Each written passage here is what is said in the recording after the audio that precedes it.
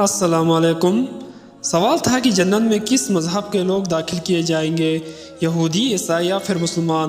اس سوال کے جواب کے لیے تینوں مذاہب کے علماء کو مدعو کیا گیا۔ مسلمانوں کی طرف سے بڑے عالم امام محمد عبدہ، عیسائیوں کی طرف سے ایک بڑے پادری اور یہودیوں کی طرف سے ایک بڑے رابی کو بلا کر ان کے سامنے یہی سوال رکھا گیا، جنت میں کون جائے گا، یہودی، عیسائی یا پھر مسلمان؟ مسلمانوں کی طرف سے امام محمد عبدہ نے کھڑے ہو کر ایسا مدلل جواب دیا کہ محفل میں بیٹھے تمام ناقدین کے ساتھ عیسائی، پادری اور یہودی رابی اپنا سا منہ لے کر رہ گئے اور بغیر کوئی جواب دیے خاموشی سے اٹھ کر چلے گئے۔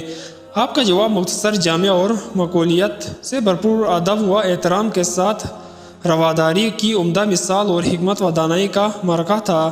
اس کے جواب نے سارے مسلمانوں کے ہونٹوں پر مسکراہٹ بکھیر دی اور یہ باب ہمیشہ کے لیے بند ہو گیا۔ آپ نے فرمایا، اگر یہودی جنت میں جاتے تو ہم بھی ان کے ساتھ جنت میں جائیں گے، کیونکہ ہم ان کے نبی حضرت موسیٰ علیہ السلام پر ایمان رکھتے ہیں اور انہیں اللہ تبارک و تعالیٰ کی جانب سے اپنے بندوں پر نبی مبعوث کیا۔ اگر عیسائی جنت میں گئے تو ہم بھی ان کے ساتھ ہی جنت میں جائیں گے، کیونکہ ہم حضرت عیسیٰ علیہ السلام پر بھی ایمان رکھتے ہیں۔ اللہ تعالیٰ نے انہیں اپنی مخلوق کی رہبری اور ہدایت کے لیے نبی مبعوث کیا۔